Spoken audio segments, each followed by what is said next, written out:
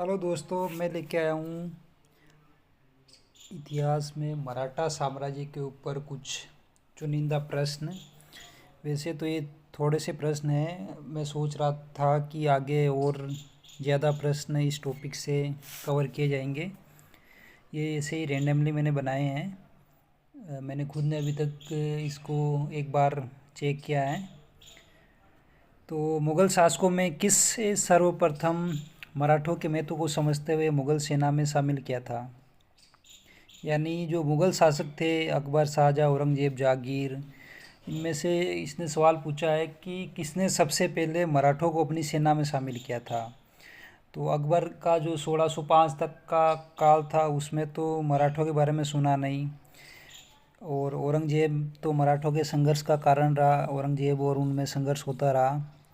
और यहाँ पे फिर ऑप्शन शाहजहाँ और जहांगीर पे जाता है। तो मोस्टली लोग अगर उनको पता नहीं है तो शाहजहाँ करते हैं, लेकिन जहांगीर के काल में मराठे मुग़ल सेवा में जा चुके थे। तो ये और अच्छा एक्सप्लेनेशन आ गया है कि जहांगीर के समय मराठों की सैन्य कुशलता को पहचान कर उनको मुग़ल सेवा में स्थान दिया गया था। और औरंगज़ेब का काल तो संघर्ष के लिए माना जाता है। और शाहजहाँ के समय थोड़ा मतलब मराठा प्रभाव बढ़ा था, क्योंकि शिवाजी उस टाइम थे। तो चलते हैं नेक्स्ट क्वेश्चन पे। जेम्स ग्रांट डफ ने 1826 में प्रकाशित अपनी पुस्तक में मराठों के उत्कर्ष को किस रूप में वर्णित किया है?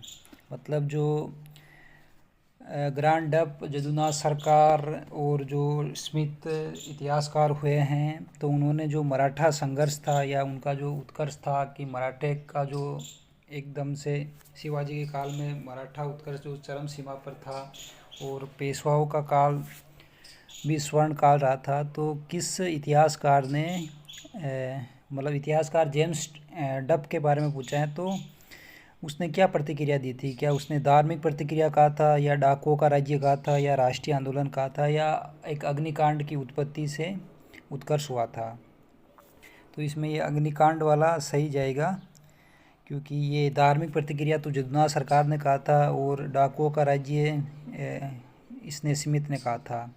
और डब का मानना था कि जो मराठा शक्ति का जो उदय अचानक लगी आग की तरह था, जिसके पीछे कोई सुविचारित योजना नहीं थी, यानी एकदम रैंडम तरीके से हुई थी। बढ़ते हैं नेक्स्ट क्वेश्चन की ओर।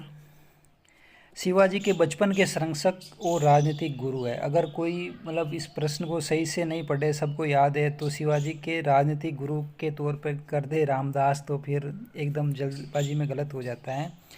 तो शिवाजी को जो अपनी संरक्षक जो थे उनके बचपन में उनके दादाजी, दादा कोन्नन देव और शाहजी भोसले और जीजाबाई ने भी उनको काफ़ी प्रशिक्षित किया था।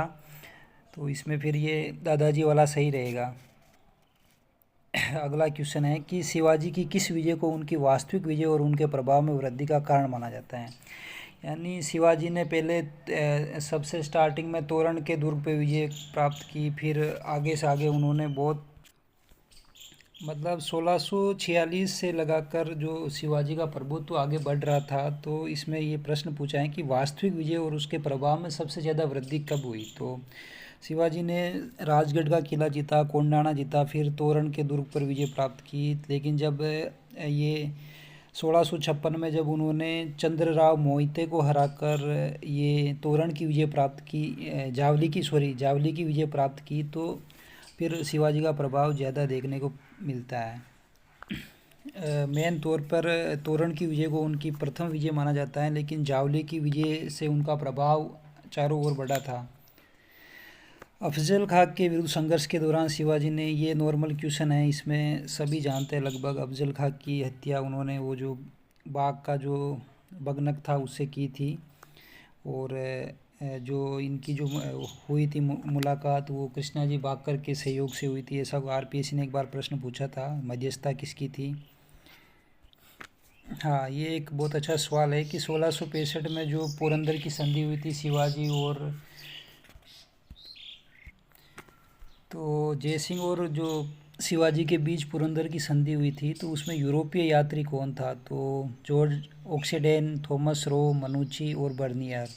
तो इसमें हमारा मनुची सही होगा, क्योंकि मनुची उस समय प्रत्यक्षदर्शी था।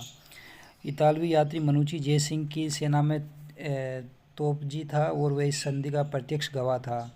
और बर्नियर उस समय था, लेकिन वो दक्षिण में नहीं था, वह संधि स्थल पर प्रत्यक्ष रूप से उपस्थित था। और थॉमस रो तो आप जानते हैं जागीर के समय आया था। और जॉर्ज ऑक्सडन जो शिवाजी का राज्याभिषेक हुआ था 1674 में, उस समय उपस्थित था। ये संधि के समय ऑक्सडोन नहीं था, तो इसमें मनुची सही होगा।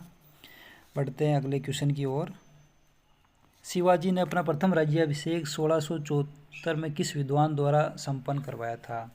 तो शिवाजी का जो राज्याभिषेक हुआ था, जो प्रथम 2 बार राज्याभिषेक हुआ था शिवाजी का, तो प्रथम में वो फिर उनकी जीजाबाई की मृत्यु के बाद उन्होंने कहा कि अब शकुन हो गया, तो फिर दूसरी बार करवाया था। तो प्रथम का पूछा है, तो इसमें दूसरी बार निश्चलपुरी गोस्वामी ने किया था। ये गंगा भट्ट है, इन्होंने शिवाजी का राजगढ़ में राज्याभिषेक किया था। बढ़ते हैं अगले प्रश्न की ओर। मराठा प्रशासन में अष्टप्रधान, जो मराठा प्रशासन में जो अष्टप्रधान शिवाजी ने बनाया, ये काफ़ी सरल सवाल हैं। जो धार्मिक मामलों और दान का प्रबंधन करता था वो पंडित राव था। 8 थे, जैसे पेशवा, अमात्य, वाक्यानवीस, सुमंत, फिर सचिव था, फिर सेनापति था और पंडित राव था, और 8वां था न्यायाधीश। तो इसमें सीधा शर्त पंडित राव हो जाएगा। और जैसे हम अगर 8 के नाम की बात करें, तो पेशवा ने जो प्रधानमंत्री नियुक्त किया था वो मोरोपंत त्र्यंबकम पिंगले था। और अमात्य जो मजूमदार वित्त मंत्री था वो रामचंद्र पंत था। और वाक्यानवीस मंत्री जो दैनिक कार्यों की, दरबार की गतिविधियां और सुरक्षा व्यवस्था, गुप्तचर व्यवस्था का ध्यान रखता था, वो दत्तोजी पंत थे। और सुमंत जो दबीर विदेश मंत्री होता था वो रामचंद्र त्र्यंबकम थे। और फिर सूरनवीस थे जो अन्नोजी दत्तो थे। और सेनापति जिसको सरे नौबत कहते थे वो हमीर राव मोहिते था। और पंडित राव की जिम्मेदारी रघुनाथ राव पंडित पर थी। और न्यायाधीश शिवाजी के समय नीरोजी राव थे।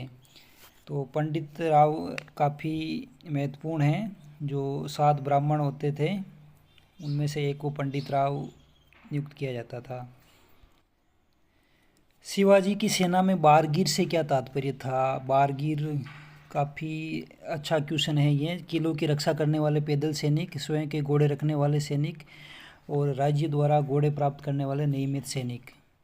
तो इसमें राज्य द्वारा घोड़े प्राप्त करने वाले नियमित सैनिक हो जाएगा, जिनको बारगीर या पागा कहते थे। और जैसे नौसेना के अधिकारियों के लिए अलग शब्दावली थी।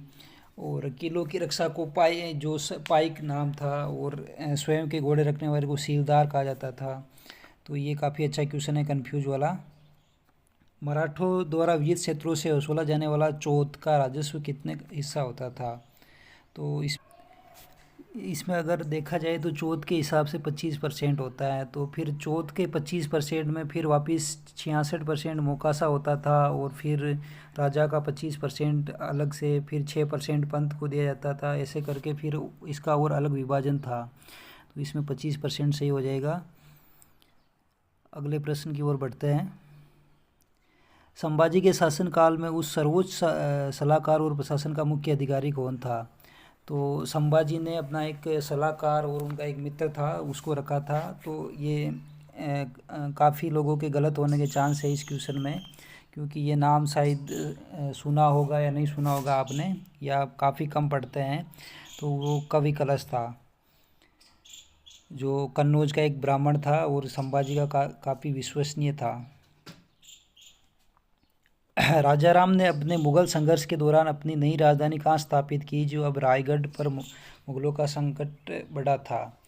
तो राजा राम ने जब अपनी राजधानी काफ़ी लोग इसमें सतारा पुणे करेंगे। तो रायगढ़ पर संकट के समय राजा राम ने जिंजी को अपनी राजधानी बनाया था। और फिर सतारा भी थी, और फिर पुणे तो पेशवाओं का राजनीतिक केंद्र हो गया था। बढ़ते हैं अगले क्वेश्चन की ओर। किस मुगल शहजादे ने 1707 में जुल्फिकार खां की सहायता पर साहू को कैद से मुक्त कराया था? तो मुगल शहजादा था आजम, जिसने साहू को कैद से मुक्त कराया था। औरंगजेब की मृत्यु के बाद आजम शाह ने मराठों में फूट डालने के उद्देश्य से साहू को मुक्त करा के फिर आगे जो बढ़ते हैं अगले क्वेश्चन की ओर। बाजीराव प्रथम ने किस संधि के माध्यम से दक्कन में मराठों की सर्वोच्चता स्थापित की और निजाम को कर देने पर मजबूर किया? तो बाजीराव प्रथम ने जो युद्ध लड़ा था तो उसके बाद एक संधि की थी। आप सबको ये युद्ध भी मालूम होगा, ये नॉर्मल क्वेश्चन है, तो कोई जल्दी जल्दी में पालखेड़ा का संधि ना कर दे। इसको मुंशी शिवगांव की जो संधि हुई थी वो है 1728 में निजाम के साथ, जिसने चौथ और सरदेशमुखी देना स्वीकार किया था फिर बाद में। बढ़ते हैं अगले क्वेश्चन की ओर। 1750 ईस्वी की संगोला संधि का मराठा साम्राज्य में क्या महत्व है? तो जो 1750 में संगोला समझौता हुआ था उसके बारे में, पेशवा जो है वो साम्राज्य का वास्तविक शासक स्थापित हो गया था और सारा वो पेशवा कवर जो पेशवा ने तो पेशवा साम्राज्य का वास्तविक संस्थापक बन गया था। छत्रपति केवल नाम मात्र का शासक रह गया था। और फिर बढ़ते हैं अगले क्वेश्चन की ओर। ये मेरा पहला वीडियो है तो थोड़ा ऐसा ही धीरे धीरे आएगा कॉन्फिडेंस। पानीपत के तृतीय युद्ध में 1761 में मराठा सेना का वास्तविक सेनापति कौन था? मेरे हिसाब से चारों ऑप्शन भी सेम थे और अभी रिसेंटली फर्स्ट ग्रेड का जो एग्ज़ाम हुआ था उसमें ये क्वेश्चन पूछा था। जो 1761 का पानीपत का तृतीय युद्ध था जिसमें मराठा बहुत बुरी तरह से पराजित हुए थे, तो उसका नेतृत्व सदाशिवराव भाऊ कर रहा था। और बढ़ते हैं अगले क्वेश्चन की ओर। ये मल्हारराव होलकर ये युद्ध से निकल गए थे और शायद दो ही जीवित बचे थे इस युद्ध के बाद, दो ही मराठा सरदार, बाकी सब इस पानीपत के अहमद शाह अब्दाली वाले युद्ध में मारे गए थे। पानीपत के युद्ध के बाद मराठा पराजय की सूचना पेशवा को एक व्यापारी द्वारा किस कूट संदेश से दी गई थी? तो इसमें केसरी ध्वज झुक गया, सिंधु नदी पार करना भारी पड़ा और दो मोती विलीन हो गए, मराठा शक्ति का सूर्यास्त हो गया। तो ये जो संदेश भेजा गया था पेशवा के पास, उसके सुन को काफ़ी धक्का लगा था उसको। तो जो दो मोती थे वो विलीन हो गए और काफ़ी सारी मोहरें खो गई, ऐसा कुछ था। और जो उनका जो युद्ध का प्रत्यक्षदर्शी था उन्होंने बताया था, जो हम डिटेल में पढ़ते हैं तो पता चलता है बाद में। बढ़ते हैं अगले क्वेश्चन की ओर। किस मराठा सरदार ने 1771 ईस्वी में मुगल बादशाह शाह आलम द्वितीय को पुणे दिल्ली की गद्दी पर बैठाया था? तो 1771 में जो मराठा सरदार था होलकर, सिंधिया और नाना फडणवीस और रघुनाथ राव, तो इनमें से किसका योगदान मराठा शाह आलम द्वितीय को गद्दी पर वापस बैठाने में था? तो जो महाजी सिंधिया थे वो सही होगा इसमें, क्योंकि उन्होंने पानीपत की जो युद्ध के बाद मराठा शक्ति को उत्तर भारत में पुनः केंद्रित किया था और पुनः स्थापित किया था और बादशाह को, दिल्ली के बादशाह को संरक्षण दिया था। देख लो कि मराठा वापिस मजबूत हो रहे थे। फिर आगे चल के राघुबाग की वो जो गलतियाँ थे जिसकी वजह से फिर आंग्ल मराठा युद्ध होते हैं। बढ़ते अगले क्वेश्चन की ओर। मराठा इतिहास के संदर्भ में बखर क्या है? तो ये नॉर्मल क्वेश्चन है। तो बखर एक इतिहास लेखन की जो एक शैली होती है वो है। चलो बढ़ते हैं अगले क्वेश्चन की ओर। मराठा प्रशासन में हुजूर दफ्तर किसे कहा जाता है? ये शायद ये क्वेश्चन भी मेरे हिसाब से अभी जो फर्स्ट ग्रेड का एग्ज़ाम हुआ था लास्ट ईयर उसमें आया था। तो ये जो पुणे में जो सचिवालय था उसको कहते थे हुजूर दफ्तर। बढ़ते हैं अगले क्वेश्चन की ओर। न्यायालय को कहते थे धर्मसभा, हाजिर मजलिस और सैन्य छावनी को लश्कर कैंप और राजमहल या वाड़ा जो निजी राजा का जो निवास स्थान था उसको कहते थे। 1802 में बाजीराव द्वितीय और अंग्रेज़ों के बीच हुई बसीन की संधि का तात्कालिक कारण क्या था? तो ये क्वेश्चन मतलब जो मराठों ने इतना संघर्ष किया तो वो सब को लास्ट में जाकर ये जो बाजीराव द्वितीय हुआ था तो इन्होंने सबने मिट्टी में मिला दिया था। तो ये जो सरदार था यशवंत राव होलकर, उससे हारने के बाद इसने अंग्रेज़ों से जाकर बसीन की संधि कर ली थी। तो इसमें हो जाएगा यशवंत राव होलकर द्वारा पुणे पर अधिकार करने के बाद। बढ़ते हैं अगले क्वेश्चन की ओर। मराठा समाज में मिरासदार किसे कहा जाता है? मिरासदार और दो तीन शब्द और आते हैं। तो ये काफ़ी कंफ्यूज करते हैं। तो भूमि का जो पैतृक अधिकार रखने वाले किसान होते थे उनको मिरासदार कहते थे। बढ़ते हैं अगले क्वेश्चन की ओर। मराठा काल में विधवाओं के पुनर्विवाह पर वसूले जाने वाले कर का क्या नाम था? तो विधवाओं के ऊपर इसमें जैसे सिंहासन पट्टी, मिरास पट्टी, चवत और पतनाम, तो इसमें पतदाम जो है वो इसका आंसर हो जाएगा। चवत तो एक सैन्य कर था जो बाहरी राज्यों से वसूला जाता था, और मिरास पट्टी एक भूमि कर था, और सिंहासन पट्टी जो सरदारों और देशमुखों से लिया जाता था। बढ़ते हैं अगले क्वेश्चन की ओर। जो तृतीय आंग्ल मराठा युद्ध था 1817-18, उसका तात्कालिक कारण क्या था? तो इसमें गायकवाड़ होलकर, तो जो गायकवाड़ का एक दूत था गंगाधर शास्त्री, उसकी हत्या किए जाने के बाद ये आंग्ल मराठा युद्ध भड़क गया था। इस हत्या का आरोप पेशवा के जो पीर थे त्र्यंबकम डंगले उन पर लगाया गया था, और अंग्रेजों और पेशवा के बीच दबाव बढ़ गया था। शिवाजी के प्रशासन में मामलतदार और काम विस्तार अधिकारियों के चयन की क्या विशेषता थी? ये जो भूमि से लेकर इनसे रिलेटेड था, शायद इसका अभी असिस्टेंट प्रोफेसर में एक काम विस्तार या मामलतदार का एक क्वेश्चन आया था कि ये किससे रिलेटेड था या भूमि का ऐसा कुछ था। तो ये अधिकारी होते हैं जो एक वो ज़मीन का हस्तांतरण में काम करते थे। भ्रष्टाचार रोकने के लिए इन पदों को हस्तांतरित रखा गया था ताकि कोई एक स्थान पर जड़े न जमा सके। तो ये शिवाजी ने इनकी नियुक्ति की थी, मामलतदार और काम विस्तार जैसे अधिकारियों की। बढ़ते हैं अगले और अंतिम क्वेश्चन की ओर। मराठा अभिलेखों में प्रयुक्त होने वाली लिपि कौन सी थी? तो ये नॉर्मल क्वेश्चन है वैसे, देवनागरी, ब्राह्मी, फारसी। तो जो मोड़ी लिपि थी वो मराठा अभिलेखों में प्रयुक्त हुई थी, और अधिकांश दस्तावेज इसी लिपि में बने थे। तो आखिर ये थे 26 क्वेश्चन, जिसमें से 1, 2, 5 क्वेश्चन टफ थे, बाकी सब सरल ही थे। तो इसी पैटर्न पे आजकल क्वेश्चन आते थे। मेरे हिसाब से 2-3 क्वेश्चन जो इसमें बने थे रैंडमली मैंने बनाए हैं, तो वो आए हुए हैं एग्ज़ाम में पिछले। तो हो सकता है इनमें से 1-2 और आ जाए, तो आप और प्रैक्टिस करते रहें। एक क्विज और देते हैं, किस टॉपिक से ले देखते हैं। चलो कुछ और क्वेश्चन करते हैं।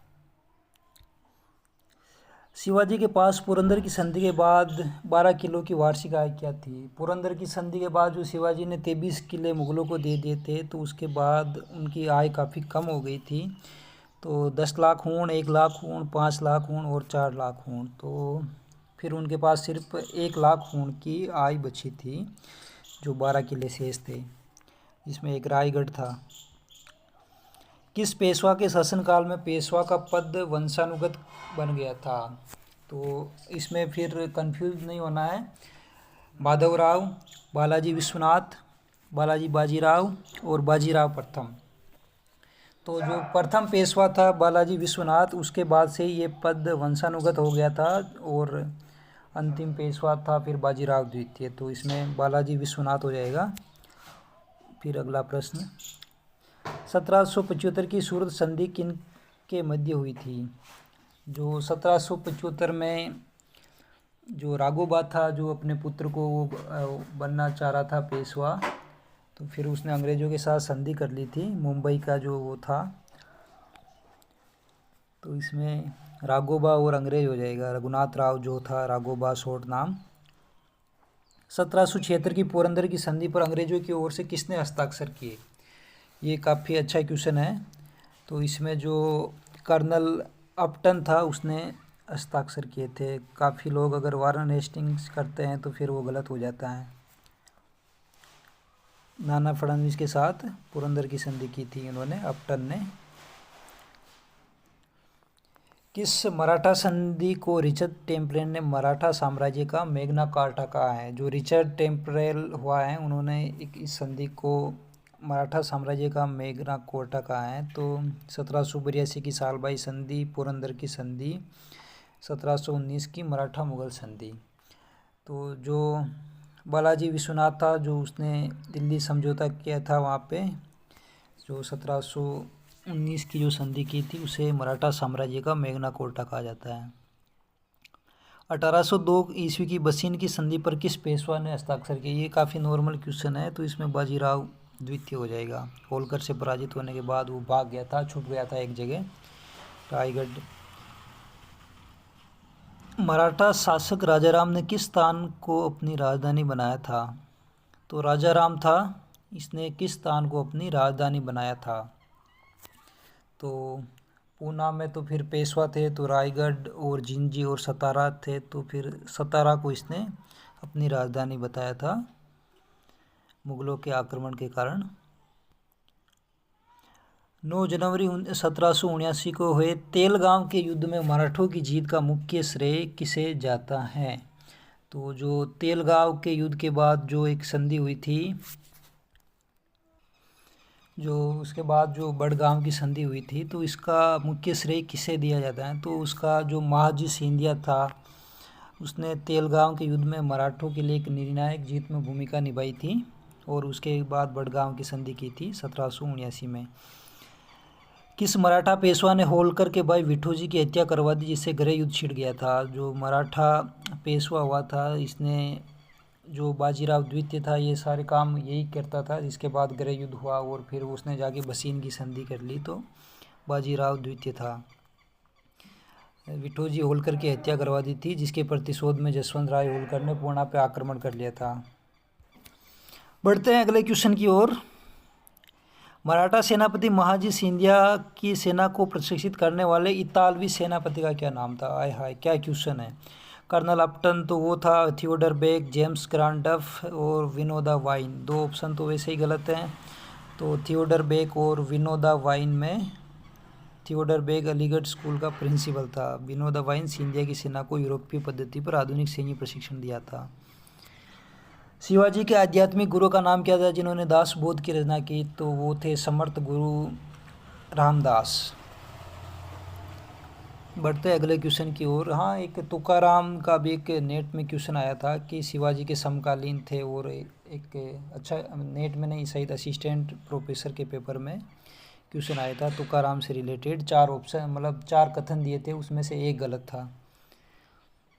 मराठा काल में सरंजाम शब्द का क्या अर्थ होता है? पेशवा की व्यक्तिगत अंगरक्षक सेना, विदेशी व्यापारियों पर लगाया जाने वाला कर, धार्मिक उत्सवों के लिए दान और सेना के रखरखाव के लिए दी गई भूमि। तो सरंजाम थी, जो मराठा सेना थी उसके रखरखाव के लिए जो भूमि थी वो सरंजाम थी। बढ़ते अगले क्वेश्चन की ओर। किस मराठा इतिहासकार ने मराठों के उदय को औरंगजेब की सांप्रदायिक नीति की प्रतिक्रिया माना है? यानी जो मराठों का उदय हुआ है उसको औरंगजेब की प्रतिक्रिया के रूप में माना है, तो वो थे हमारे जदुनाथ सरकार। रानड़ा ने इसे एक राष्ट्रीय आंदोलन के रूप में देखा। रिचर्ड टेपलेन ने संधियों पर जोर दिया और आंद्रे के षड्यंत्रों का ये कहा था इसने। 25 अक्टूबर 1802 को हादपसर के युद्ध में किसने पेशवा और सिंधिया की संयुक्त सेनाओं को हराया था? और हाँ, क्योंकि फिर उसने बसीन की संधि कर ली थी, तो फिर पेशवा उसके साथ हो गया। तो इसमें 25 अक्टूबर को जो हादपसर का युद्ध हुआ था, उसमें क्या बोलते हैं, जसवंत राव होलकर था, उसने इनकी सेनाओं को हराया था और पूना पर अधिकार कर लिया था। बढ़ते हैं अगले क्वेश्चन की ओर। मराठा शासक शिवाजी का जन्म किस किले? ये सबसे नॉर्मल क्वेश्चन है, ये लगभग सभी को आता है। शिवनेरी का किला था और 20 अप्रैल 1627 को जन्म हुआ था। तृतीय आंग्ल मराठा युद्ध के बाद पेशवा बाजीराव द्वितीय को कहाँ निर्वासित कर दिया गया था? ग्वालियर, सतारा, बनारस और बिठूर। और उसको फिर पेंशन दे के भेज दिया था और अंग्रेज़ों ने इसे फिर बिठूर भेज दिया था। पेशवा का पद समाप्त करके बाजीराव द्वितीय को पेंशन देके कानपुर के बिठूर में भेज दिया था। शिवाजी की किस पत्नी ने उनकी मृत्यु के बाद सती होने का निर्णय लिया था? तो सब इसमें लगभग पुतलीबाई, साईबाई, सोयराबाई और तूकाबाई। तो सब अगर पढ़ा हुआ नहीं होता है तो फिर सोयराबाई पे जाके क्लिक कर देते हैं, लेकिन इसमें पुतलीबाई होगा, वो सती हुई थी। और सोयराबाई जो राजा राम की माता था, वो जीवित रही थी और प्रशासन में सक्रिय भूमिका निभाई थी। बढ़ते हैं अगले क्वेश्चन की ओर। मराठा में सिंहासन पट्टी नामक कर कब लिया जाता था? जो सिंहासन पट्टी होता था तो ये शिवाजी का जो राज्याभिषेक हुआ था तो उसमें लिया था ये कर। बढ़ते अगले क्वेश्चन की ओर। पेशवा बालाजी विश्वनाथ ने मराठा नौसेना के किस सेनापति को सरखेल की उपाधि दी थी? हाँ, जो पेशवा बालाजी विश्वनाथ था तो उसने ये जो एक बहुत ही बहादुर नौसेना का मराठा सेनापति था, इसको अपनी ओर करके और उसको सरखेल की उपाधि थी। उसमें मल्हाव राव होलकर, रघुनाथ राव, बिट्ठूजी होलकर और कान्होजी जो आंग्रे था, कान्होजी आंग्रे, उसको बालाजी विश्वनाथ ने अपने पक्ष में कर लिया था। 1779 ईस्वी की बड़गांव की संधि, ट्रीटी ऑफ वेडेगोन, किस युद्ध का परिणाम थी? तो हाथसपर युद्ध, अड़ास का युद्ध, पानीपत का तीसरा युद्ध और तलेगांव का युद्ध। ये अभी शायद एक क्वेश्चन पीछे आया था तो उसका ही दूसरा क्वेश्चन है। इसमें जो तलेगांव का युद्ध था उसके बाद ये अपमानजनक संधि अंग्रेजों को करनी पड़ी थी, बड़गांव की संधि। किस मराठा शासक ने स्वयं को कभी राजा घोषित नहीं किया और शाहू के प्रतिनिधि के रूप में उसने कार्य किया था? तो वो बहुत ही शांत स्वभाव का राजा था और जो पेशवा थे, जो 12 बाई जो परिषद थी वो चलाती थी, तो वो राजा राम था और फिर शायद इसने आत्महत्या कर ली थी। मराठा साम्राज्य में सर देशमुखी की दर क्या थी? चौथ की 25% थी, तो इस सर देशमुखी की कर थी 10%। बढ़ते अगले क्वेश्चन की ओर। 1775 में हुए अड़ास के युद्ध में सेना का नेतृत्व किसने किया था? हाँ, एक युद्ध हुआ था जो अड़ास के युद्ध में जो अंग्रेज़ों की जीत हुई थी, तो उसमें जो अंग्रेजी सेना का नेतृत्व किसने किया था? तो अट्टन, वारेन हेस्टिंग, जनरल लेक और किटिंग ऑप्शन है, तो इसमें फिर किटिंग सही हो जाएगा और इसमें मराठों को पराजित किया था इसने। शिवाजी के पिता शहाजी भोसले ने अपनी पहली पत्नी जीजाबाई का परित्याग कर किससे विवाह किया था? तो शिवाजी के जो पिता थे शहाजी भोसले, उन्होंने शिवाजी की माता जीजाबाई का परित्याग करके तुकाबाई मोहिते से विवाह किया था। बढ़ते अगले क्वेश्चन की ओर। मराठा साम्राज्य में हुकूमत पन्ना नामक पद किस काल में सृजित किया था? तो हुकूमत पन्ना जो था वो राजा राम जो था उसके काल में पद सृजित किया था, जो ये प्रशासन को सुव्यवस्थित ढंग से चलाने के लिए एक पद था। और बढ़ते अगले क्वेश्चन की ओर। शिवाजी ने तो अष्टप्रधान बनाया था। जीजाबाई की प्रशंसा किस इतिहासकार ने अपनी पुस्तक rise of the Maratha power में की है? तो किस इतिहासकार ने जीजाबाई की प्रशंसा की है? ये जो पुस्तक का नाम दिया है महादेव गोविंद रानाडे, जेम्स ग्रांट डफ, जदुनाथ सरकार और रिचर्ड टेम्पल।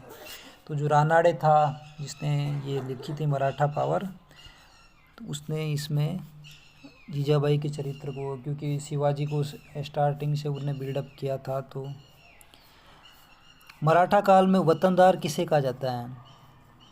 जो मराठा साम्राज्य था उसमें वतनदार, जो वंशानुगत भूमि का अधिकार रखने वाले अधिकारी होते थे, उनको कहा जाता था, या पेशवा के व्यक्तिगत वित्त मंत्री, विदेशी राज्यों के राजदूत, युद्ध के लिए किराए पे सैनिक, ये होगा इसमें। शिवाजी के राज्याभिषेक के अवसर पर उन्होंने अपनी किस पत्नी के साथ पुनः विवाह की रस्म पूरी की थी? तो जो राजमहिषी बनी थी तो वो कौन थी उसमें? तो ये राजा राम की माता थी। तो राजा राम की माता कौन थी? सोयराबाई, अभी पीछे बताया था आपको। मराठा पेशवा बाजीराव द्वितीय ने अंग्रेजों की शरण लेने से पहले किस किले में आश्रय लिया था? तो बाजीराव द्वितीय जो वो युद्ध उसने जो हत्या करवा दी थी, तो फिर होलकर ने जो किया था, तो उसने फिर रायगढ़ के किले में आश्रय लिया था, फिर अंग्रेज़ों से उसने बसीन की संधि कर ली थी। तो ये थे शायद 25 और 30, 50-55 क्वेश्चन मराठा साम्राज्य से। तो थोड़े इजी थे, कुछ एक 4-5 यूनिक क्वेश्चन लगे, ज़्यादा नहीं लगे। तो मैं कोशिश करूँगा कि अगले वीडियो में और किसी टॉपिक से कुछ आने लायक क्वेश्चन या जो इनका एक्सप्लेनेशन है वो ज़रूर आप एक बार पढ़ें। हर जो 4 ऑप्शन दे रहे हैं तो उसमें कुछ ना कुछ नया दिया हुआ है, तो वो थोड़ा रिवाइज हो जाता है। तो ये मेरा पहला वीडियो है, तो मेरा भी टॉपिक का रिवीजन अच्छे से हो गया है और आगे अच्छे क्वेश्चन बनाने की कोशिश करेंगे।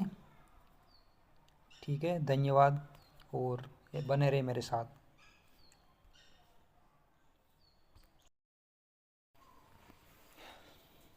हेलो नमस्कार दोस्तों, अब मैं लेके आया हूँ 25 प्रश्न गुप्त काल से। तो पढ़ते हैं गुप्त काल के 25 प्रश्न। किस विद्वान ने सर्वप्रथम गुप्त काल को स्वर्ण युग की संज्ञा दी थी? तो कौन सा विद्वान था जिसने, अलग अलग विद्वानों ने अलग अलग बातें कही थी गुप्त काल के बारे में। तो विंसेंट स्मिथ, के मुंशी, मैक्स मुलर और आर डी बनर्जी। तो जो के मुंशी था, उन्होंने गुप्त काल को भारतीय इतिहास का स्वर्ण काल कहा है। गुप्त काल की सांस्कृतिक उपलब्धियों को देखते हुए इसे भारत का स्वर्ण युग कहा है। और मैक्स मुलर ने इसे पूर्ण जागरण काल कहा था। और आर डी बनर्जी ने इसे कला का पूर्ण जागरण कहा था। और विंसेंट स्मिथ ने जो नेपोलियन की तुलना, मतलब समुद्रगुप्त की तुलना नेपोलियन से की थी। बढ़ते हैं अगले प्रश्न की ओर। गुप्तों की उत्पत्ति के संबंध में कौमुदी महोत्सव नाटक के आधार पर उन्हें शूद्र मानने वाले विद्वान कौन थे? यानी किस विद्वान ने उनको एक नाटक के बेसिस पे शूद्र कहा था? तो दशरथ शर्मा, के पी जायसवाल, रोमिला थापर और गौरीशंकर हीरानंद ओझा। तो जो जायसवाल था उसने इनको वज्जिका द्वारा रचित नाटक के साक्ष्यों के आधार पर शूद्र माना था। रोमिला थापर ने इनको वैश्य माना था। और ओझा जी ने इनको क्षत्रिय कहा था। और दशरथ शर्मा ने ब्राह्मण माना था। बढ़ते हैं अगले प्रश्न की ओर। चंद्रगुप्त द्वारा चलाए गए गुप्त संवत 319-320 ईस्वी का उल्लेख सर्वप्रथम किस अभिलेख में मिलता है? यानी जो गुप्त संवत था उसका अभिलेख मतलब सर्वप्रथम किस अभिलेख में मिलता है? तो स्कंदगुप्त का जूनागढ़ अभिलेख, भानुगुप्त का एरन अभिलेख, समुद्रगुप्त की प्रयाग प्रशस्ति और चंद्रगुप्त द्वितीय का मथुरा लेख। तो इसका अभिलेख हमें मिलता है चंद्रगुप्त द्वितीय के मथुरा लेख से, जो अभिलेख के प्रमाण है जिसमें सर्वप्रथम गुप्त संवत की गणना का प्रयोग किया गया है। बढ़ते हैं अगले प्रश्न की ओर। समुद्रगुप्त की दक्षिणापथ विजय के संदर्भ में ग्रहणोन्मुख ग्रह की नीति का क्या अर्थ है? जो समुद्रगुप्त ने अपनी नीतियाँ चलाई थी और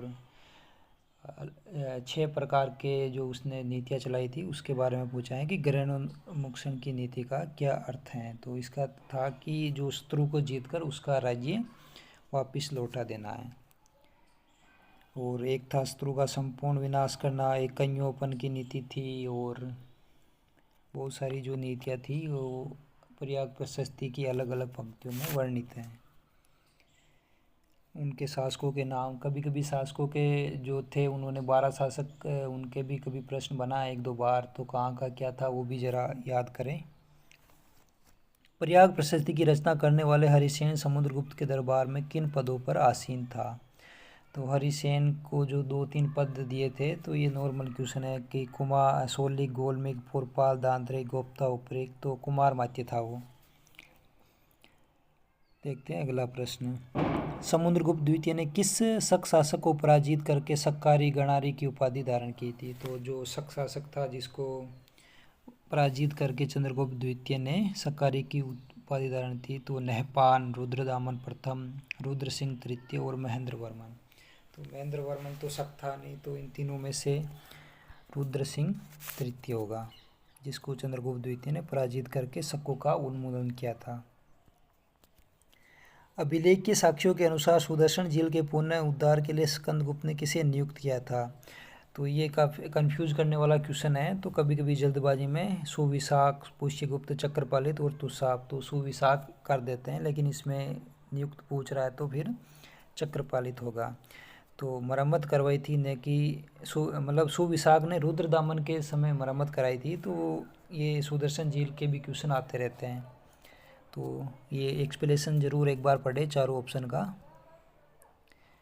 गुप्त काल में विष्टि शब्द का प्रयोग किसके लिए किया जाता था? तो विष्टि एक कर था या भूमि का प्रकार था? क्या था? तो भूमि का प्रकार, सिंचाई यंत्र, धार्मिक कर, बेगार। तो जो बेगार था उसको विष्टि कहा जाता था। जो अवैतनिक श्रम था उससे जो कर लिया जाता था विष्टि था। और भूमि में खिल अपृहत जैसे थे, और सिंचाई में अरगट्टा तुल्ला ये थे। अमरकोश के अनुसार ऐसी भूमि जो बिना वर्षा के भी अच्छी खेती दे सकती थी क्या कहलाती है? अमरकोश में शायद 12 प्रकार की भूमि का वर्णन था। तो नदी मात्रक, सद्वेल, देव मात्रक और अदेव मात्रक। तो जो कौन सी प्रकार की जो भूमि थी जो बिना वर्षा के अच्छी, जो नदी का वैसे होगा नहीं सद्वेल, और तो अदेव मात्रक जो थी वे वर्षा पर निर्भर न होकर कृत्रिम सिंचाई वाली थी, जो खेती योग्य बनाई जाती थी। और देव मात्रक जो वर्षा पर निर्भर थी। और शैदवल भूमि उसे कहा जाता था जो घास के मैदानों के रूप में होती थी जहाँ पर पशुचारण होता था। और नदी मात्रक जो नदियों पर निर्भर करती थी, नाम से ही पता चल रहा है। नगर प्रशासन में प्रथम कुलिक का क्या अर्थ था? जो नगर प्रशासन था गुप्त काल में, जो उसमें प्रथम कुली कौन था? जो मुख्य लिपिक था वो था, मुख्य बैंकर था, व्यापारियों का नेता था, या शिल्पियों का प्रधान था? तो प्रथम कुलिक जो था वो शिल्पियों का जो प्रधान होता था उसको प्रथम कुलिक कहा जाता है। और व्यापारियों का नेता सारतवा, ये सब ने सुना हुआ होगा। और नगर का जो मुख्य बैंकर था वो नगर श्रेष्ठी था। और कायस्थ था जो प्रथम मुख्य लिपिक था। पायन के अनुसार गुप्त काल में सामान्य लेन देन के लिए किस माध्यम का प्रयोग किया जाता था? तो दिनार, रूपक, पण और कोडिया। तो इसने स्पेशल फाइयान का नाम लेके पूछा है। तो जो मुद्रा थी वो दिनार और रूपक के रूप में शायद चांदी की मुद्रा थी। तो फाइयान जो कोडिया हैं उसके बारे में उल्लेख फाइयान ने किया है। दिनार थी जो गुप्त कालीन में सोने के सिक्के को कहा जाता था। और रूपक जो चांदी का सिक्का था वही था।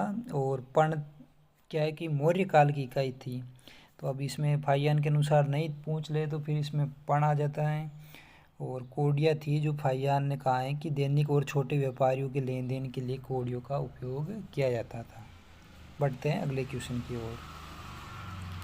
देवगढ़ का दशावतार मंदिर उत्तर प्रदेश में जो है स्थापत्य कला के किस महत्वपूर्ण विकास का प्रथम उदाहरण माना जाता है? स्तंभ रहित गर्भगृह, ईंटों का प्रयोग, गुहा मंदिरों का निर्माण और शिखर युक्त मंदिर। तो जो देवगढ़ का जो दशावतार मंदिर था तो वो क्या है कि शिखर युक्त मंदिर था। ये 6वीं शताब्दी का मंदिर भारतीय मंदिर निर्माण परंपरा में ऊंचे शिखर का सबसे प्राचीन उदाहरण था, शिखर युक्त था मतलब। और जो स्तंभ रहित गर्भगृह था वो देवगढ़ शिखर के लिए विशिष्ट हैं। और ईंटों के निर्माण का प्राचीन मंदिर तो कानपुर का भीतरगांव मंदिर हो गया। और गुहा निर्माण तो उदयगिरी की गुहा के बारे में सभी जानते ही हैं। अजंता की किस गुफा में मरणासन राजकुमारी का चित्र अंकित है जिसे गुप्तकालीन कला का सर्वश्रेष्ठ उदाहरण माना जाता है? गुफा संख्या 10, गुफा संख्या 1, गुफा संख्या 17 और गुफा संख्या 16। तो मरणासन राजकुमारी का तो 17 होगा, नहीं 16 होगा। 17 तो वो उसके लिए थी माता और शिशु का चित्र, और बुद्ध के लिए चित्रशाल। बढ़ते हैं अगले प्रश्न की ओर। कालिदास की कौन सी रचना इक्ष्वाकु वंश के 80 राजाओं के चरित्र चित्रण पर आधारित है? 80 नहीं 40 है, 40 राजाओं के 40। मेघदूत, अभिज्ञान शाकुंतलम, कुमार संभव और रघुवंश। यानी कालिदास की कौन सी रचना जो 40 राजाओं के चरित्र पर, तो वो रघुवंश होगी। रघुवंश एक महाकाव्य है जिसे राजा दिलीप से लेकर अग्निवर्ण तक के इक्ष्वाकु वंशीय राजाओं का वर्णन है। और कुमार संभव में शिव पार्वती कार्तिकी की जन्म कथा है। और अभिज्ञान शाकुंतलम दुष्यंत और शकुंतला का प्रसिद्ध है। और मेघदूत खंड काव्य है। गुप्तकालीन गणितज्ञ आर्यभट्ट ने अपनी ग्रंथ आर्यभट्टियम में निम्नलिखित में से कौन सा सिद्धांत प्रतिपादित नहीं किया था? कभी कभी नहीं और वो क्वेश्चन पढ़ने में अगर कोई गलती कर दे तो फिर गलती कर देते हैं। तो नहीं किया था पृथ्वी अपनी दूरी पर घूमती है, गुरुत्वाकर्षण का सिद्धांत, चंद्रग्रहण का वैज्ञानिक कारण और पाई का शुद्ध मान। तो आर्यभट्ट ने इसमें जो ये गुरुत्वाकर्षण वाला है वो उसका उल्लेख नहीं किया था, उसका ब्रह्मगुप्त ने किया था, ना कि आर्यगुप्त ने। तो चंद्र ग्रहण और पाई का मान बिल्कुल सही बताया था, पृथ्वी दूरी पे घूमती है, ये हमको आर्यभट्ट ने बताया था। पशु चिकित्सा का आधारित प्रसिद्ध ग्रंथ हस्ता आयुर्वेद के रचयिता कौन थे? पालकाय, धन्वंतरी, वाग्भट, शालिहोत्र। तो धन्वंतरी और वाग्भट लोग करेंगे नहीं, पालकाय और शालिहोत्र में अगर कंफ्यूज हो तो इसमें आप पालकाय करें, जो एक हाथियों के रोगों के उपचार के लिए था ये ग्रंथ। और शालिहोत्र में घोड़ों की चिकित्सा पर अश्वशास्त्र शालिहोत्र था। बढ़ते हैं अगले प्रश्न की ओर। गुप्त प्रशासन में भुक्तियों के प्रमुख को क्या कहा जाता है? अभी भुक्ति को लेकर नेट में विवाद हुआ था, तो फिर उस प्रश्न में शायद 2 आंसर सही माने थे। तो जो भुक्ति था उसके प्रमुख पूछा है, महत्तर, उपरिक्त, गोप्ता और विषयपति।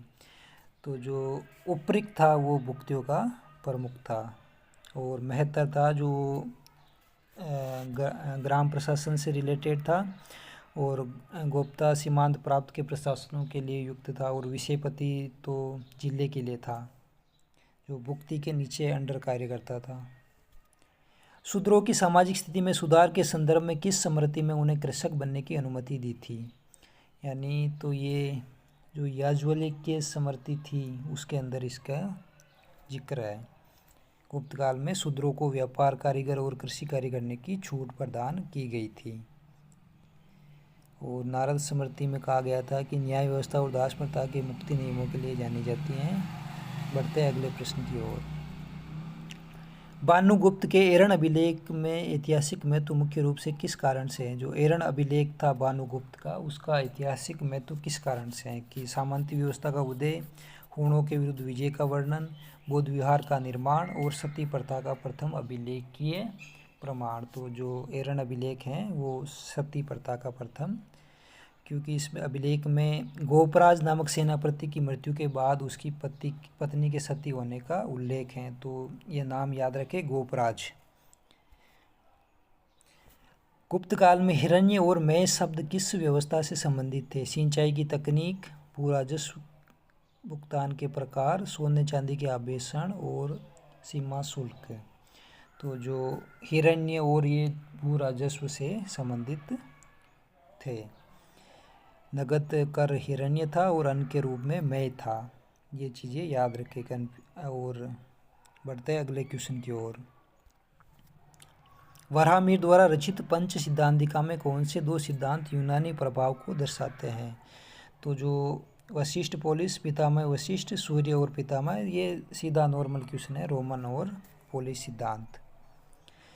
गुप्तकालीन शब्दावली में अक्ष पटलाधिकृत किस विभाग का प्रधान होता था? तो गुप्त काल में 10-15 विभागों के प्रधानों के बारे में डिटेल दे रखी है, हर बुक में आपको मिल जाएगी, उसमें से जरा एक बार देख लें। न्यायिक विभाग, अभिलेख और लेखा विभाग, धार्मिक दान विभाग, सैन्य आपूर्ति विभाग। तो इसका हो जाएगा अभिलेख और लेखा विभाग, जो अक्ष पटलालिक अधिकारी था। और न्याय विभाग को महादंड नायक कहते थे। धार्मिक का विनय स्थिति पादक था, और सैन्य आपूर्ति का रणभंडारगिरी होता था, जो सैन्य रसद विभाग का प्रधान होता था। बढ़ते हैं अगले प्रश्न की ओर। गुप्त काल के दौरान चीन को निर्यात की जाने वाली कौन सी भारतीय तकनीक बाद में वुत्ज कहलाई? यानी कौन सी जो तकनीक थी जो चीन के साथ गुप्त काल में निर्यात होता था व्यापार वाणिज्य में? रेशम बुनाई, जहाज निर्माण, कांच निर्माण और इस्पात बनाने की कला। तो इसमें इस्पात बनाने की कला जो थी वो उच्च गुणवत्ता के लिए प्रसिद्ध था, और कालांतर में इसे वुत्ज स्टील कहा गया था। तो कांच का साहित्य में मिलता है, लेकिन ये निर्यात की तकनीक नहीं थी। और जहाज निर्माण है जो अग्रणी था, लेकिन ये जो शब्द हैं जहाज निर्माण में प्रयुक्त नहीं हुआ था। गुप्त शासकों द्वारा जारी किए गए सबसे भारी सोने के सिक्के किस शासन के शासक काल में थे? तो सबसे अगर शुद्ध पूछे तो कुषाण के थे सिक्के। अब यहाँ इसने भारी पूछ लिया है, और 4 ऑप्शन दिए हैं, चंद्रगुप्त प्रथम, स्कंदगुप्त, विष्णुगुप्त और समुद्रगुप्त। वैसे गुप्त काल विभिन्न प्रकार की मुद्राओं और उनको जारी करने के लिए उसमें ही जाना जाता है। तो फिर इसमें जो है, जो स्कंदगुप्त था उसके सोने के सिक्के थोड़े भारी थे वजन में, क्योंकि वो 144 से 146 ग्रेन वजन हो गया था उनका। और समुद्रगुप्त के टाइम थे तो वो 118 123 ग्रेन के थे। और चंद्रगुप्त प्रथम ने जो सबसे पहले सोने के सिक्के चलाए थे, लेकिन उनका वजन का मानक कम था, तो वजन बढ़ के सबसे भारी हो गया था स्कंदगुप्त के टाइम पे। प्राचीन भारत में श्रेणी के संदर्भ में ज्येष्ठ कौन था? यानी जो गिल्ड व्यवस्था थी गुप्त काल में, उसमें श्रेणी के संदर्भ में ज्येष्ठ के बारे में पूछा है। श्रेणी का सबसे युवा सदस्य, नगर का महापौर, राजकीय कर संग्राहक और श्रेणियों का मुखिया। तो जो ज्येष्ठक था वो श्रेणियों का मुखिया था। और ज्येष्ठक शब्द का अर्थ ही बड़ा या प्रमुख होता है, जो वरिष्ठता का सूचक। और नगर का महापौर था जो पुरपाल या दांगरिक कहलाता था। और राजकीय राजस्व जो संग्राहक थे ध्रुवाधिकरण व सोल्विक के नाम से राजकीय कर संग्रह को जाना जाता था। तो व्यापारियों से जो गिल्ड थी, श्रेणियाँ थी, उसका जो प्रमुख था वो ज्येष्ठक या जेठक, कई कई जेठक भी लिखा हुआ आता था, वो था। ये थे गुप्त काल के कुछ 24-25 क्वेश्चन। इतने खास तो नहीं थे, चलो कुछ और बनाने की ट्राई करेंगे। धन्यवाद।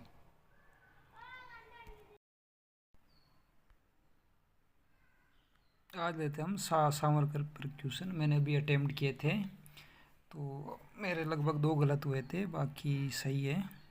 रीटेक करते हैं अब।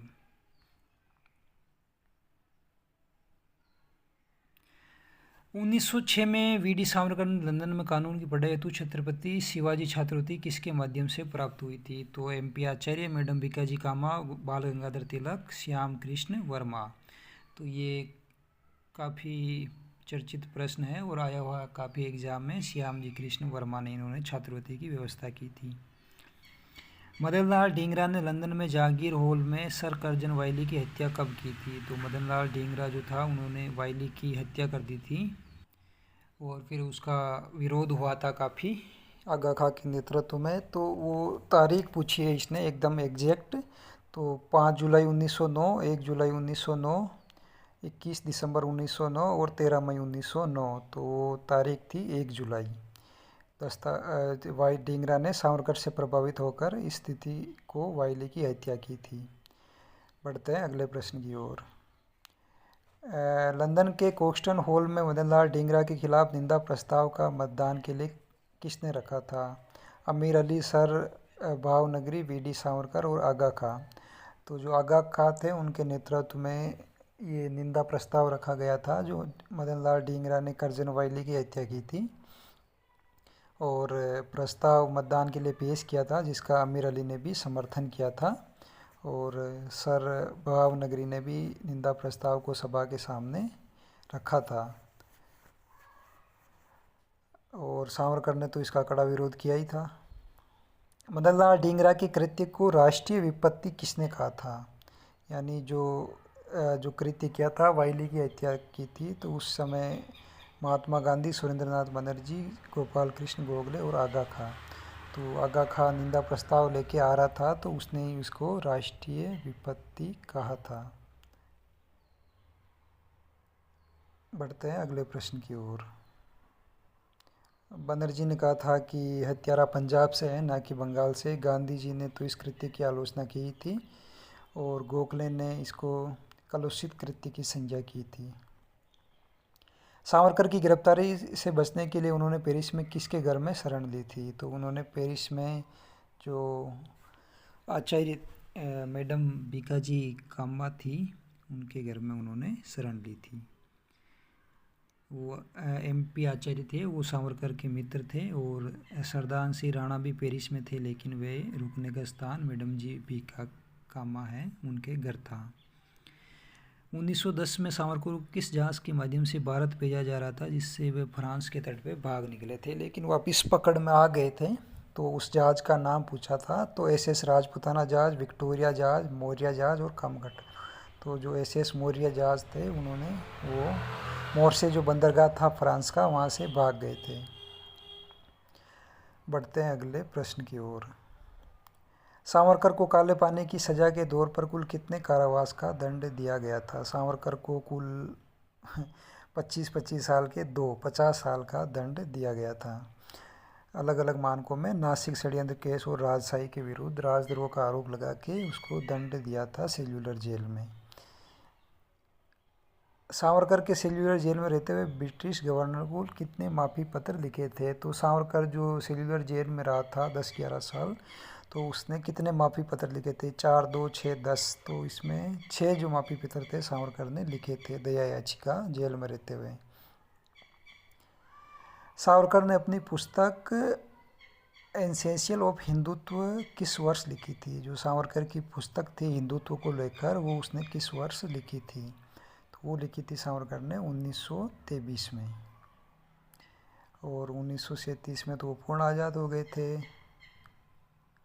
सावरकर की मृत्यु 26 फरवरी 1966 को किस कारण हुई थी? तो उन्होंने वृद्धावस्था की कमजोरी से हुई थी, हृदय गति रुकने से हुई थी, लंबी बीमारी, अन्न जल त्यागने से। तो सावरकर ने उस समय अन्न जल त्याग दिए थे, तो फिर उनकी मृत्यु हो गई थी। ये उन्होंने मृत्यु नहीं, आत्मार्पण का ऐसा कुछ कहा था। सावरकर द्वारा लिखित पुस्तक the war of Indian independence 1857 का फ्रांसीसी अनुवाद 1910 में किसके द्वारा किया गया था? श्यामजी कृष्ण वर्मा, MP आचार्य, मैडम कामा, VS अय्यर और गणेश सावरकर। गणेश सावरकर सावरकर का भाई था। तो जो MP आचार्य और मैडम भिकाजी कामा हैं, उन्होंने इस पुस्तक का अनुवाद किया था। सावरकर ने मेजिनी चरित्र नामक पुस्तक किस वर्ष महाराष्ट्र से प्रकाशित की थी? ये काफ़ी फैक्चुअल क्वेश्चन है, और इसमें अगर डेट थोड़ी इधर उधर हो जाए, 9 और 7 में कंफ्यूज हो जाए, तो फिर गलत हो जाता है। तो इन जो 1909 है, इस वर्ष उन्होंने 1857 के गदर पर आधारित पुस्तक आई थी, और उनकी भाषा मराठी भाषा थी। और 7 के अंदर इन्होंने मेजिनी चरित्र, जो जोसेफ मेजिनी था इटली का, उसके चरित्र पर आधारित पुस्तक का प्रकाशन किया था।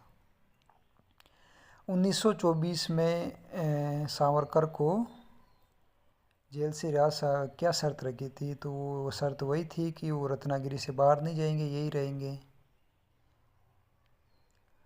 सावरकर ने अपनी मृत्यु से पूर्व कौन सा प्रसिद्ध लेख लिखा था? तो सावरकर ने अपनी मृत्यु से पहले लेख लिखा था कि ये मृत्यु जो अन्न जल त्याग दिया था, तो आत्महत्या नहीं, आत्मार्पण था। 1937 में पूर्ण रूप से आज़ाद होने के बाद सावरकर ने किस आंदोलन का विरोध किया था? यानी जो 1937 में सावरकर आज़ाद हो गया था, तो फिर असहयोग आंदोलन, सविनय अवैध आंदोलन, खिलाफत आंदोलन, तो ये ऑप्शन ही गलत हैं सारे। तो भारत छोड़ो आंदोलन। सावरकर ने किस वर्ष हिंदू महासभा की सदस्यता ग्रहण की थी और सक्रिय राजनीति में लौटे थे? तो सावरकर ने किस वर्ष हिंदू महासभा की सदस्यता ग्रहण की थी और उसमें लौटे थे? 1923, 1948, 1924 और 1937। ये आपके सामने। तो ये था 1923, और इसी वर्ष इन्होंने वो पुस्तक लिखी थी हिंदुत्व वाली। 1909 के नासिक षड्यंत्र केस में सावरकर के साथ किसे मुख्य आरोपी बनाया गया था? नासिक षड्यंत्र केस जो वो था मदनलाल ढींगरा, श्यामजी कृष्ण वर्मा, अनंत लक्ष्मण कानारे और गणेश सावरकर। तो इसके साथ इनका जो भाई था गणेश सावरकर, तो मदनलाल ढींगरा तो मुख्य पात्र थे ही, और सावरकर को भी आरोपी बनाया गया था, गणेश सावरकर को, इनका भाई। सावरकर ने अपने लंदन प्रवास के दौरान किस क्रांतिकारी संगठन को सहायता प्रदान करना जारी रखा? तो लंदन प्रवास के द्वारा जो उनका जो अभिनव भारत बनाया था, उसको सहायता दे रहे थे। सावरकर ने द्वितीय विश्व युद्ध में किस वैश्विक नेताओं का समर्थन किया था? रूजवेल्ट, चर्चिल इंग्लैंड के, हिरोशिमा और तोजो जापान के, स्टालिन व लेनिन रूस के, और हिटलर व मुसोलिनी जो इटली और जर्मनी के थे। तो इन्होंने इनका समर्थन किया था, हिटलर और मुसोलिनी का। सावरकर ने 1924 से 1937 के मध्य रत्नागिरी में दौरान किस प्रमुख नेता से मुलाकात की थी? तो रत्नागिरी में इन्होंने जेल में थे जो जवाहरलाल नेहरू, सुभाष चंद्र बोस, मोहम्मद अली जिन्ना और BR अम्बेडकर। तो मुलाकात तो इन्होंने अम्बेडकर से की थी। बढ़ते हैं अगले प्रश्न की ओर। सावरकर को कुल कितने आजीवन कारावास? 25-25 के 2 हुए थे। सावरकर की मराठी भाषा में लिखित पुस्तक कौन सी थी जिस पर ब्रिटिश सरकार ने प्रतिबंध लगा दिया था? तो वो सही है, हिंदुत्व एंड हिंदू, मोपला विद्रोह, मेजिनी चरित्र, the war of Indian independence. यानी ये वो पुस्तक थी जो प्रकाशित नहीं हुई थी, फिर लंदन में इसके अलग अलग नाम से प्रति आती थी और वो भारत में अलग अलग नाम से बिकती थी। ब्रिटिश सरकार ने इसको प्रकाशित होने नहीं दिया था। सावरकर का मामला किस अंतर्राष्ट्रीय न्यायालय में चला जो फ्रांस के मोर्से बंदरगाह से पकड़े गए थे? तो वो भाग रहे थे, तो फिर उसका जो था वो मुकदमा हेग अंतर्राष्ट्रीय न्यायालय में चला था। सावरकर के अनुसार आत्मार्पण का अर्थ क्या है? कि कर्तव्य पूरा हो जाने पर देह त्याग कर देना। गांधी जी के हत्यारों में सावरकर का नाम आने पर उन्हें किस वर्ष गिरफ्तार किया गया था तथा और किस साक्ष्यों के अभाव में रहा? यानी जो गांधी जी की हत्या की थी उसमें सावरकर का नाम आया था, तो उनको 1948 में मुख्य आरोपी के साथ गिरफ्तार किया, लेकिन सबूतों के अभाव में फिर उसको रिहा कर दिया था। सावरकर ने रत्नागिरी में रहते हुए सामाजिक संगठन की स्थापना की थी और उसके सक्रिय सदस्य भी बने थे। तो जो रत्नागिरी हिंदू संघ था उसके सक्रिय सदस्य थे। सावरकर को वीर की उपाधि के व्यापक रूप में किस कालखंड के बाद दी जाने लगी? यानी जो वीर सावरकर था उसको वीर की उपाधि जो थी वो जेल से रिहाई के बाद दी जाने लगी और हिंदुत्व के प्रचार के कारण उनको वीर सावरकर कहा जाता था। सावरकर ने 1905 के स्वदेशी आंदोलन के दौरान किस पत्रिका में लेख लिखे थे? तो जो सावरकर की पत्रिका थी इंडियन सोशलिस्ट और तलवार, उनमें इन्होंने लेख लिखे थे।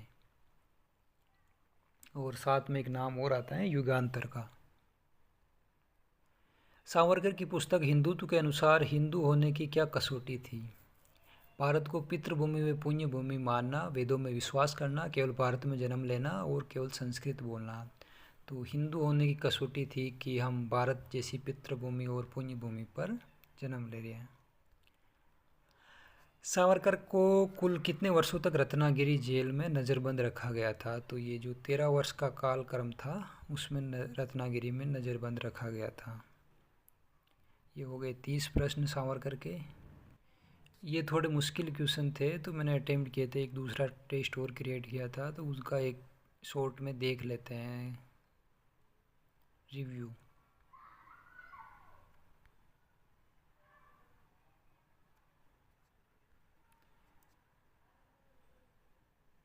सावरकर ने 1904 में स्थापित अपने भारत में मुख्य विदेशी आंदोलन से प्रेरित था, तो यंग इटली था इसमें, और बम बनाने की कला पांडुरंग बापटे था, और ये पुस्तक थी, और मुख्य आरोप था जो नासिक षड्यंत्र केस था उसमें इसमें ये जो इन पे चलाया गया था इनके भाई और इन पे, तो इसका मुख्य जो आरोप था वो हत्या के लिए मतलब हथियारों की आपूर्ति करना था।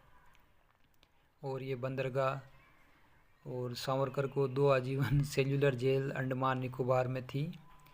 और जो सावरकर ने एक मतलब भारत के झंडे का जो एक डिज़ाइन तैयार किया था उसके साथ कौन शामिल था? तो वो उसमें सरदार सिंह मैंने किया था, लेकिन उसमें हेमचंद्र जो कानूनगो था वो उसके साथ था। वो सरदार सिंह तो वहाँ पे उनकी मदद के लिए था जब सावरकर लंदन में थे तो। और सावरकर ने ये हिंदुत्व वाली पुस्तक लिखी थी और ये कथन के रूप में क्वेश्चन आया था, तो दूसरा कथन समर्थन नहीं किया था, विरोध किया था 1942 का। और ये आत्मार्पण वाला कथन, और ये छात्रवृत्ति का नाम पूछा था तो छत्रपति शिवाजी छात्रवृत्ति थी। और मदन लाल ढींगरा का जो निंदा प्रस्ताव कहाँ रखा गया था? तो वो कोक्स्टन हॉल था, मैंने जहांगीर हॉल कर दिया था। और हिंदुत्व ये जीवनी लिखी थी इसने मेजिनी की, और रत्नागिरी मई 1921 में ट्रांसफ़र किया था। ये पिछली बार भी आया था। तो ये जो वकील पूछा था, ये वकील में थोड़ा कंफ्यूज हो गया था। और ये जो INA के सैनिकों का केस लड़ा था वो सुप्रू ने लड़ा था। जो इसका जो अंतर्राष्ट्रीय न्यायालय में मुद्दे में उठाया था, इसमें बैरिस्टर जोसेफ बेविस्टा था, इसने सावरकर का केस लड़ा था। ये थोड़ा अच्छा क्वेश्चन है। ये सबसे खतरनाक क्वेश्चन लगा था मेरे को, मतलब कि जो सावरकर ने जो जेल में कविताएं लिखी थी वो किससे लिखी थी। तो कोयले और कांटों से लिखी थी उसने। मैंने थोड़ा एक्स्ट्रा दिमाग लगा दिया था इसमें, ये सबूतों के अभाव में रिहा कर दिया था। और अभिनव भारत का पूर्ण स्वतंत्रता का उद्देश्य था। तो समाचार पत्र निकाला था जो वो तलवार था, युगांतर क्या वारिंद्र घोष का था, इसमें भी इसके लेख छपते थे, बट ये तलवार इसका मुख्य था। और 6 माफ़ी याचिकाएँ वो पहले ही आ चुका है। ये था एक अच्छा क्वेश्चन कि सावरकर को वीर की उपाधि सबसे पहले किसने दी थी। तो वो 1937 के बाद वो दी थी, तो वो पी.के. अत्रे था, एक सार्वजनिक सभा में दी थी, मराठी लेखक था, उसने दी थी, पी.के. अत्रे। ये सावरकर ने रत्नागिरी में जातिवाद के विरुद्ध ये जो किया था, वो मंदिर था पतित पावन मंदिर 1931 में। वो जो मैंने वो एकदम अंबेडकर का याद था तो वो कर दिया था कादर। सावरकर के अनुसार 1857 का एक सैनिक विद्रोह था, ये स्वतंत्रता संग्राम था। और वाइली थाई ये है का न्यायालय। और हाँ, ये थोड़ा अच्छा क्वेश्चन था कि सावरकर की पुस्तक हिंदू में हिंदू शब्द की उत्पत्ति किस भ्रूग, तो सप्त सिंधु प्रदेश थे, हिमालय, आर्यावर्त और भारतवर्ष, ये चारों ऑप्शन कंफ्यूज करने वाले थे। और ये जो सावरकर, ये एक अच्छा बहुत ही खतरनाक क्वेश्चन था कि सावरकर ने रत्नागिरी के दौरान जाति भेद को मिटाने के लिए कौन से 7 प्रतिबंधों का विरोध किया था। तो इसमें 7 प्रतिबंध थे, तो इसमें रोटी बंदी, बेटी बंदी, स्पर्श बंदी और 2-3 और थे, तो ये गलत हो गया था। तो ये इसने स्वेच्छा से अन्न जल त्याग दिया था, ये अंतिम क्वेश्चन। तो ये था सावरकर, इसमें मेरे 7, 8, 9 गलत हो गए थे।